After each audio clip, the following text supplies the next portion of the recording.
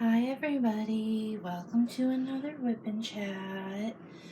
Again, it's the middle of the night, it's like 2 a.m. and I'm filming this, but that's getting to become the norm of my single Whip and Chats is middle of the night. But that's the best time for me because it's the time when I am by myself. As you can see, or I'm hoping you can see, I've made some good progress on this today. Yeah, you can see. I finished most of the castle and I'm on the bottom half of the painting, so I'm just starting a new section, so that's what I'll be working on tonight while I talk to you. So it's been an interesting day. It's been a cave day. I have done absolutely nothing today. I didn't clean, I didn't put away my laundry, I cooked dinner. That's the adult thing I did today. And you know what? I don't feel guilty. I did what I needed to do. So there's that.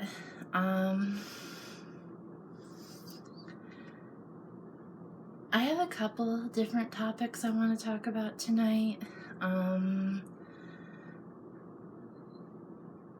Neither of them segue into each other very well, so I apologize for the non-smooth transitions.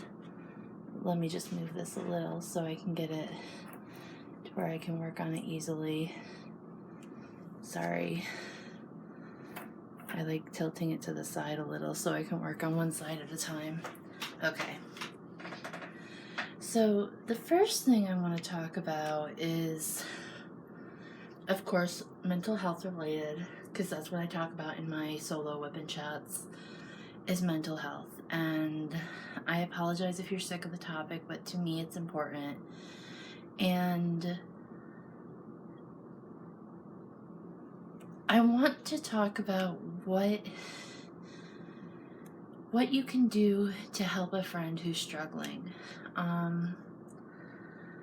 One of the biggest misconceptions I hear a lot of people say is that somebody who's depressed can just snap out of it. And that is so far from the truth, because everybody has bad days. We know that. But there's a difference of depression. There's a difference between getting a bad test score and wanting to end your life. There's a difference between being depressed because your boyfriend broke up with you, boyfriend, girlfriend, or not getting out of bed for 4 days, not showering, not eating, that sort of thing. And snapping out of it when you get a bad test grade, something simple can cheer you back up. Going shopping sometimes can cheer you back up. When you, and I speak from personal experience, when you don't even have the energy to get out of bed and take a shower, or a shower is your achievement of the day, snapping out of it isn't an option. Another thing is telling a person they don't have it that bad, that there are people in the world who have it worse than them. Yes, there's always somebody who has it worse, but when somebody is in a dark hole and they can't see the way out, to them, there isn't anything worse, because there is no way out. And when you don't see a way out and you feel trapped, that's pretty much the worst feeling in the world. Imagine yourself trapped in a room with no exit and feeling like the walls are closing in. And there is no way out, and there's nobody coming to save you. And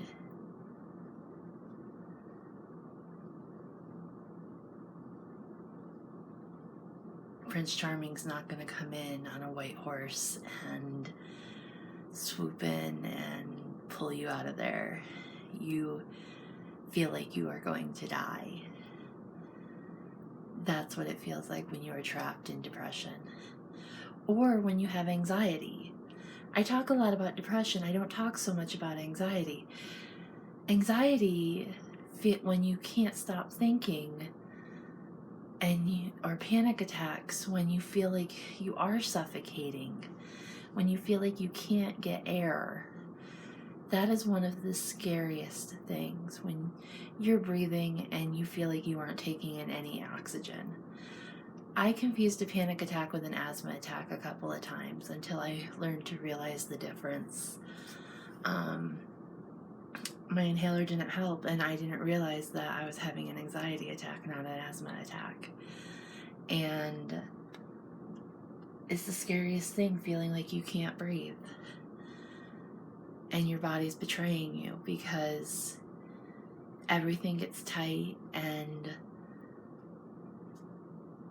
sometimes you pass out because you can't breathe. And that's the only thing that lets you relax, especially if you don't realize what's happening. And I speak from experience. I did pass out from an anxiety attack because I didn't realize what was happening, and I couldn't calm myself down because I didn't know that it was anxiety.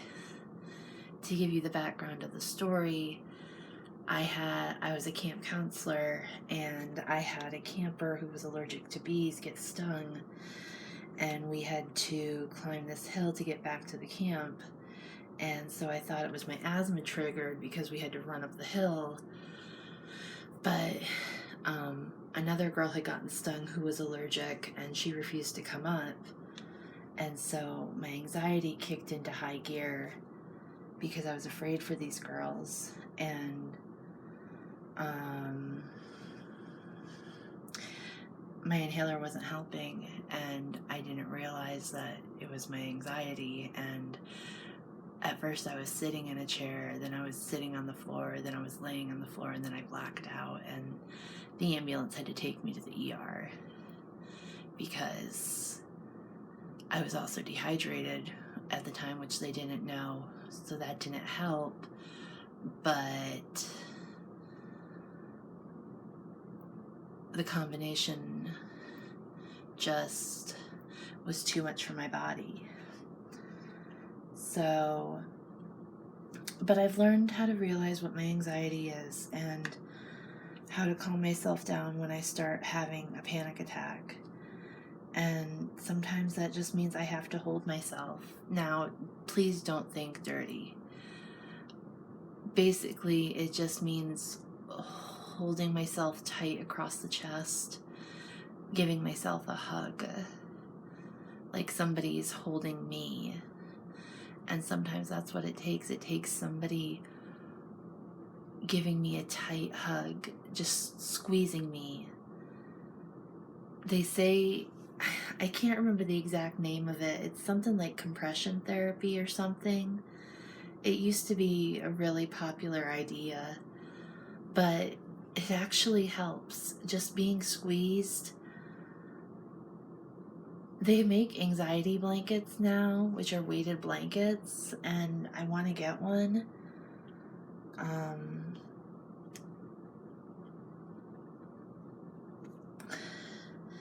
I don't know, they're really expensive, so it's going to be a while till I get one. But just the pressure pushing down on you is supposed to,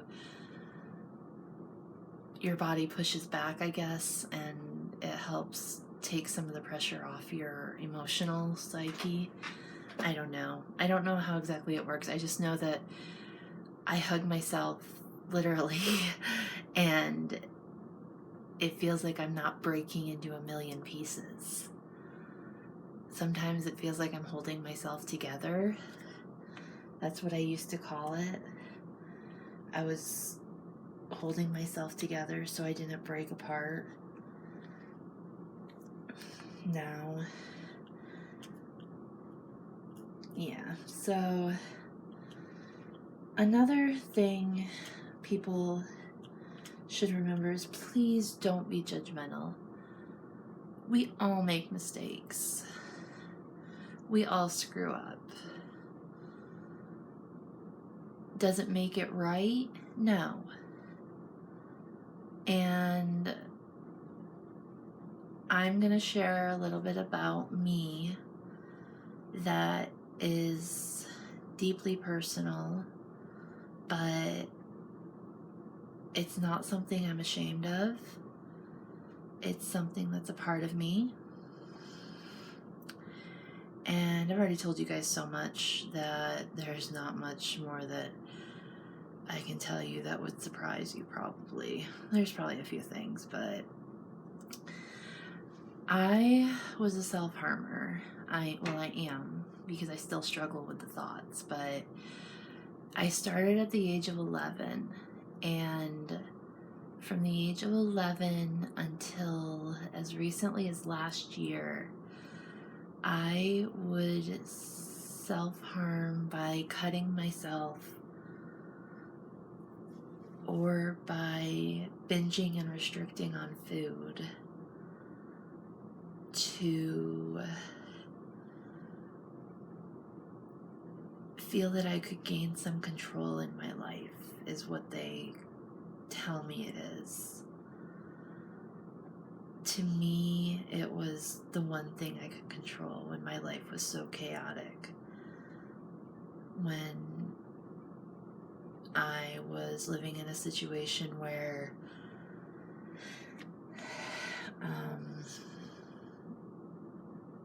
life was topsy-turvy and I didn't know day to day what the situation was going to be, or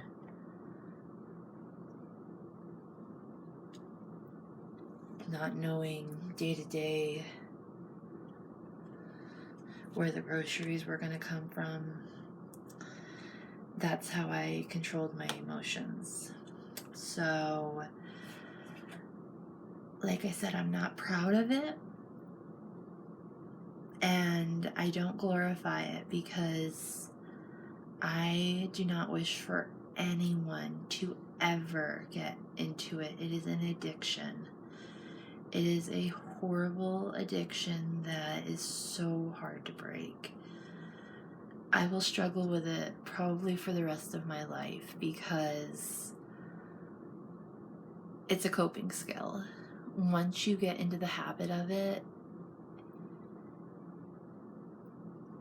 even when after you learn healthier coping skills, when you get into a stressful situation, it's like, oh, I wish I could just self-harm because it's my go-to and I know it always works. Even though it doesn't actually work, it just makes the situation a whole heck of a lot worse, because then you end up in the hospital and then your control is taken away, and then every little thing you do is under scrutiny, and all your coping skills sometimes are taken away because, well, I can't diamond paint in the hospital, and I can't have my music in the hospital, and I can't have my books in the hospital, and I can't, yeah. And if you're in the hospital too long, they send you to the state hospital, and then you're even more restricted because you can't have a pen in your room, and you can't have coloring utensils in your room, and you can't have, you don't have a desk in your room, so you can't do puzzles or anything, and it's just so restricted. So getting started on the path by self-harming just makes everything a whole lot worse. So to anyone out there who's watching this, who struggles with it or has thought about starting to do it, please don't. It is not worth it.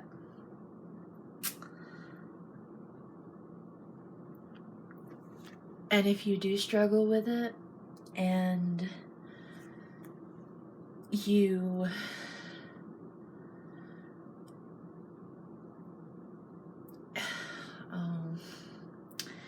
if you do struggle with it and you have a bad day and you lapse, do not beat yourself up. We all have bad days. It doesn't make you a failure. It doesn't make you a horrible person. It makes you human. Just get back up, dust yourself off, and remember tomorrow's a new day. So that's that. I'm gonna switch topics now because this is kind of depressing and I really don't want to think about the state hospital this late at night because it'll give me nightmares. And I made the comment to my therapist the other day that I think I have PTSD from the state hospital, and she said it wouldn't surprise her if I did because of how difficult it can be there. But I'm not diagnosed with it, so I can't say for certain that I actually do. So that's that. Anyway, my next thought is I just kind of want to reflect. It's July. It's the second week of July, and it's just a couple weeks past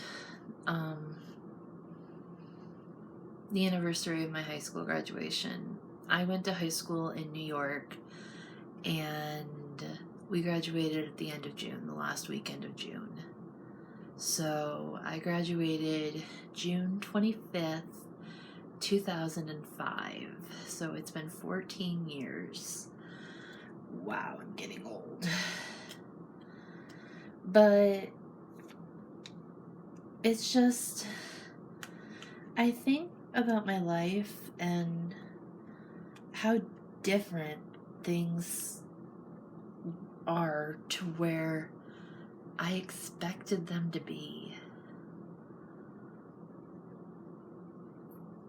My senior year of high school, for my economics class, we had to plan out our careers and plan out like what our estimated income was going to be and what we wanted out of life. My goal in life was to be a full-time missionary for my church. At that time, I attended a Christian and Missionary Alliance church.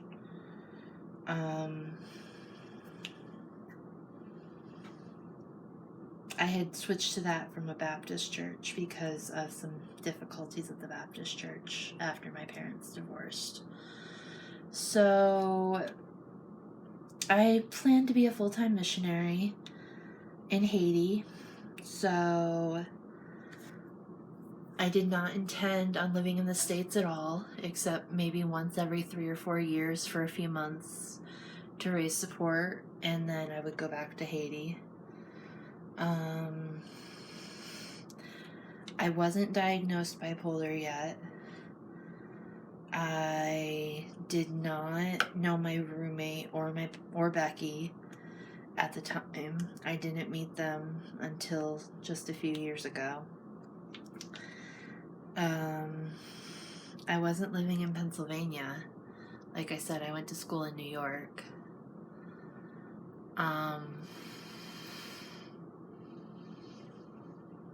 And I never, ever thought I would join the LDS church. To me, the way I grew up, that was, excuse me, that was a church to stay away from, and it was to never be considered. And I did a complete about-face in 2008. It took some time. It took a lot of study, but I'm glad I did. I've met some wonderful, wonderful people. I've learned that a lot of what I was told were lies. and I'll go into that in another video when I can sit down and write down everything I was told and compare it to what I actually know now.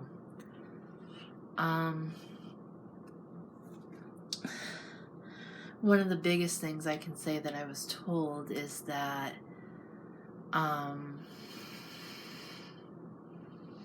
they expect every single person to give up 2 years of their life to go on a mission, and that's not true.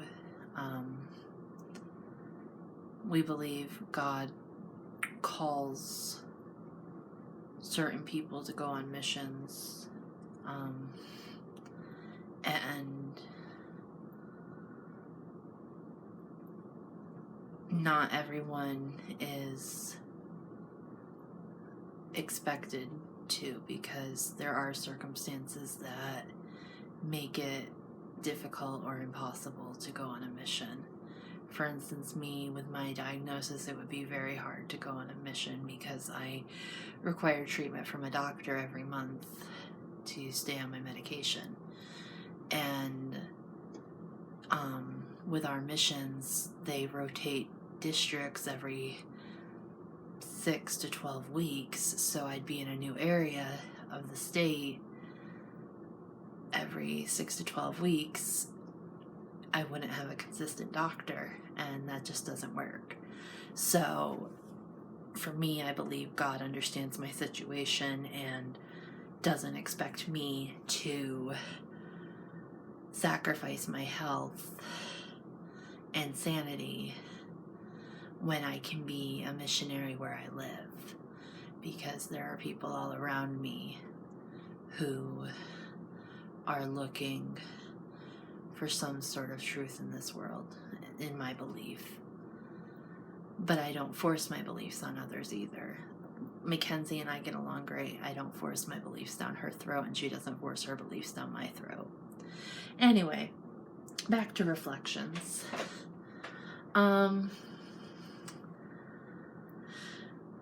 It's amazing how life takes different turns than what we expect.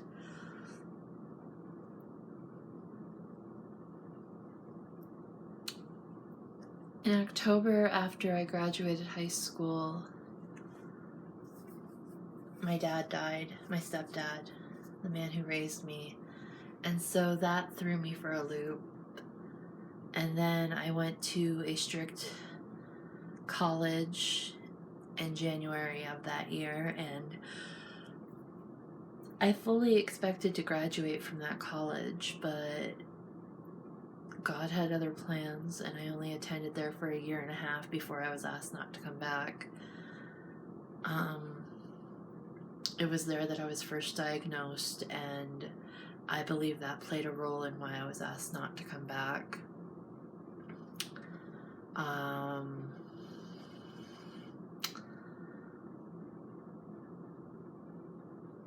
That college is very legalistic, and as much as I met some truly wonderful people there, and I'm going to share this video with a couple of them because they are such great examples to me of what Christ's love should be. I met some people who truly need to learn what Christ's love is, because I don't believe that Christ would turn his back on someone just because they believe differently than you. There are people I met there who no longer speak to me because I have embraced a different doctrine than they do. There are people who quit speaking to me after I left because I no longer attended there and was asked not to come back. I believe I was asked not to come back because of my mental health, because I refused to stay on the medication that the doctor there gave me. The medication was making me sick, as psych meds can often do, and they told me that the getting sick was all in my head, that I was being a hypochondriac, and to keep taking the med, even though it was lithium, and lithium can be a toxic medication if not monitored carefully, which they were not doing. I've been put on it again, and at a much lower dose, and I did fine on it. So they had me on too high of a dose. So if I share this with you, know that I believe you are an example of what Christ wants his followers to be. And if you watch this just regularly, sorry, I'm kind of on a soapbox tonight. I apologize. I'm just rambling at this point, but I have one person in mind that I want to share this with. She and I were talking this morning, and we were talking about the college and how they expected you to be in church every time the doors were open, and how I was staying home today because I needed a day to myself, because excuse me, I apologize, I'm working the next 7 days, so I just needed a day to myself. And she understood, and she told me she believed God understood. So, but that the certain place was preached that you needed to be in church every time the doors were open, and if you didn't, then you weren't a good enough Christian. I had a so-called therapist there who compared me to the prophets of Baal and basically told me I was going to hell because I self-harmed. Yeah, she wasn't a very good therapist. She was actually an English professor, so that was not productive. It took several years of therapy for me to get over that one. It's why I refuse to go to a Christian therapist ever again. Or one who at least bills themselves as a Christian therapist. If I end up with a therapist who is Christian but doesn't primarily practice that, I'll go to them. But they have to work in a secular office. Other than that, after college, I ended up at home, and then things were difficult there, so I left, moved out on my own, and then that was difficult because I had the wrong diagnosis for mental health. I was unmedicated. I bounced around homes for several years until I ended up in the hospital, and then my relationship with my family was not good. My mother felt I was very unstable, very, very wishy-washy in my faith, in my environment, in my housing, and that I needed some stability. So in the last 5 years, she's seen definitely a change in me. I've maintained the same apartment. I've maintained the same church. Although on a couple occasions money's been extremely tight, it's always worked out. So I just trust that I'm doing what I'm supposed to, and that everything will work out in the end.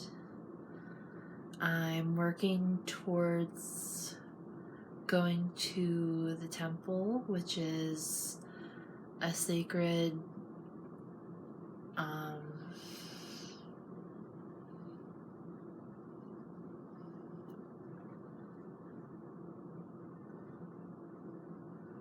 sacred, I guess, sacred thing we do in our church. You may have seen temple dedications if you live near one. We just had one open in Philly. Excuse me. I apologize, I'm getting tired. We had one open in Philadelphia a few years ago, and before that our closest one was Washington, D.C. But to us, the temple is the house of God, where Christ's Spirit dwells, and we can go there to feel His presence. It's more sacred than church, because while we go to church, to our church buildings to worship Christ,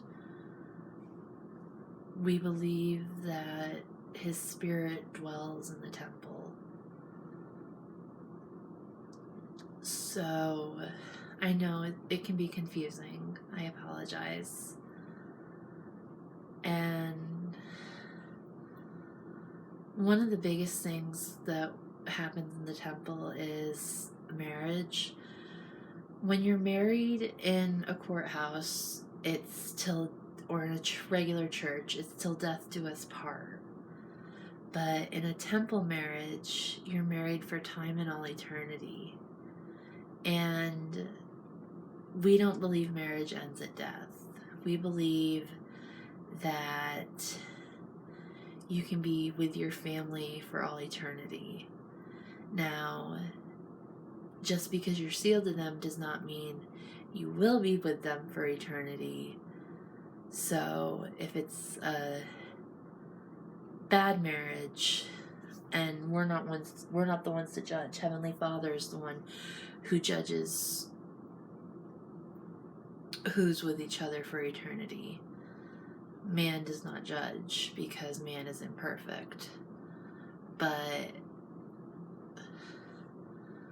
if it's like an abusive marriage, that's not what Heavenly Father wants. So He's not going to expect you to stay with that person for eternity and be in an abusive relationship for eternity, because that's not what He wants for His children.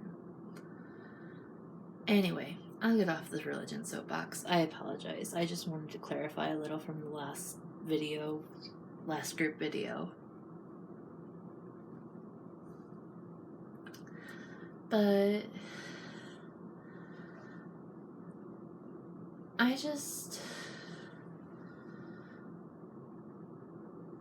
I don't know. I guess I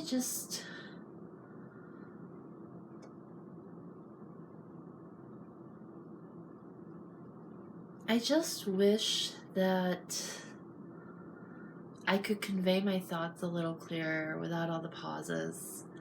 I know that it probably gets annoying, and the repeating myself probably gets annoying, but I'm trying. I'm trying to get better at making my videos. I'm trying to find a way. I know it's not all about the subscribers, but I know there's only 3 or 4 of you that watch my videos, and I wish I could get more. So for those of you who do watch my videos, I'm going to try and do another live tomorrow night. Tonight, Monday night, the 8th. Provided I get back from the doctors in time. It should be at 7 o'clock Eastern time. And hopefully everything works out to do it. I don't see any complications right now, but depending on how my mother's appointment at the doctor goes, will determine if it happens. And on that note, I think I'm going to get ready to head to bed. This whip and chat's almost a half hour. I did very little whipping tonight, but I did a section of 30 lines during the day today, so I did make some progress. And I have to be up in 5 hours to drive my mother an hour away. So I am going to end this here. I hope you all have a great rest of your night/day. And I will see you in the next video and or my live tomorrow. Have a good night. Bye.